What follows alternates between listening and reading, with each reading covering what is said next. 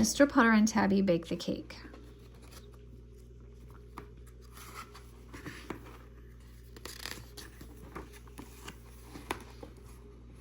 A good cake, no pans, Mary Sue, something airy. Chapter 1, A Good Cake. It was winter time. Mr. Putter and his fine cat Tabby sat at their window every night to watch the snow come down. They watched and dreamed. Mr. Putter dreamed of the big red sled he rode as a boy. He dreamed of snowmen big as a house. Tabby dreamed too. She dreamed of the snowdrifts she walked on as a kitten. She dreamed of deep tunnels through white yards. Mr. Putter and Tabby were old now. They had a lot to dream about. That is why they loved wintertime.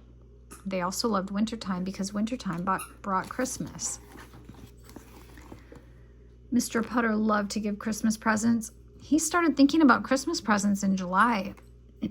He liked to think of what he could give to the grocer and to the librarian and to the postman. Mr. Putter also had to think of what he could give his neighbor, Mrs. Teaberry. This was the hardest of all. He usually had to think about this all the way to December. Mrs. Teaberry liked strange things. She liked coconuts made into monkey heads. She liked salt shakers that walked across the table. She liked dresses for her teapots. She even liked fruitcake.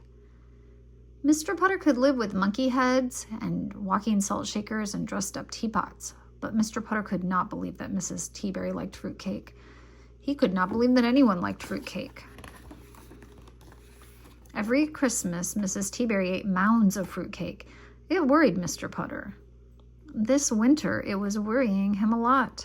He thought Mrs. Teaberry should have a good cake for Christmas, not a fruitcake that could break her toe if she dropped it. A good cake, a light and airy cake.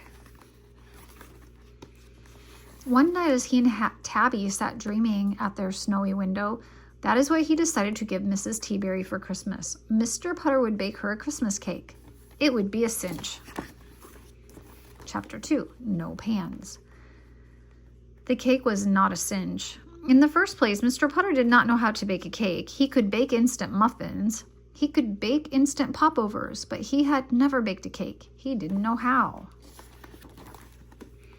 In the second place, Mr. Putter had no pans. He had muffin pans. He had popover pans, but he had no cake pans. If he baked a cake, it would have to be in a shoe, or maybe a flower pot, or even in a hat, but not in a cake pan because he did not have one. And in the third place, Mr. Putter had no cookbook. He had books on seaweed, he had books on clouds, he had books on Chinese trees, but he had no cookbooks. Mr. Putter thought about no cookbooks, no cake pans, and the fact that he did not bake cakes. It's the thought that counts. He said to Tabby, maybe for Christmas, Mrs. Teaberry would like a nice cup of tea and a card.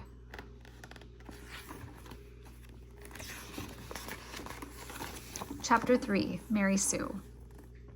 1 week before Christmas, Mr. Putter and Tabby took a trip over to the sweet shop. It was owned by a woman famous for her cakes. She baked cakes with names like strawberry watermelon, pumpkin apple, brownie surprise. Her name was Mary Sue, and if anyone could teach Mr. Putter to bake a cake, it would be she. Mr. Putter told her his story. He wanted to bake a Christmas cake, he said, something light, something airy, something that would not break a person's toe. Mary Sue listened carefully. She took good notes, and then she began to sell him things. She sold Mr. Putter 7 bowls. She sold Mr. Putter 3 sifters. She sold Mr. Putter 10 spoons, 5 cups, 2 spatulas, a roll of wax paper, and a Christmas tree pan. Then she sold him an easy baker cookbook and sent him out the door. Mr. Putter had spent $100, and he still didn't have any flour. Chapter 4, Something Airy. Oh my. His kitchen's kind of a mess. On Christmas Eve, Mr. Putter had everything he needed. He had flour, sugar, eggs. He had spoons, bowls, sifters. He had a cookbook He had a pan, and he had a good cat to keep him company. Oh, there's Tabby. Mr. Putter baked all night long. His first cake fell flat. His second cake wouldn't leave the pan. His third cake caught on fire. By the time he made his fourth cake, it was Christmas morning. Mr. Putter's eyes were droopy. His face was saggy. He was moving very slowly. But Mr. Putter did not give up. By 9 o'clock in the morning, he had the most beautiful Christmas cake in the whole world.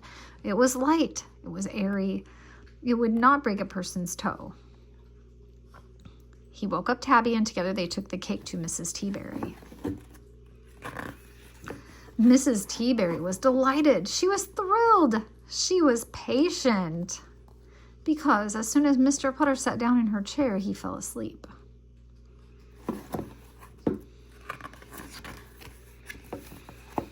And she had to wait 12 hours before she could cut her cake. She wouldn't have any without Mr. Putter, and that is how long he slept. But when he finally woke up, Mrs. Teaberry was there with Tabby and her own dog Zeke, and they ate cake and drank tea and watched the snow fall all night long. Mr. Putter and Tabby went home with a very nice toaster that sang America the Beautiful when the bread popped up. The end.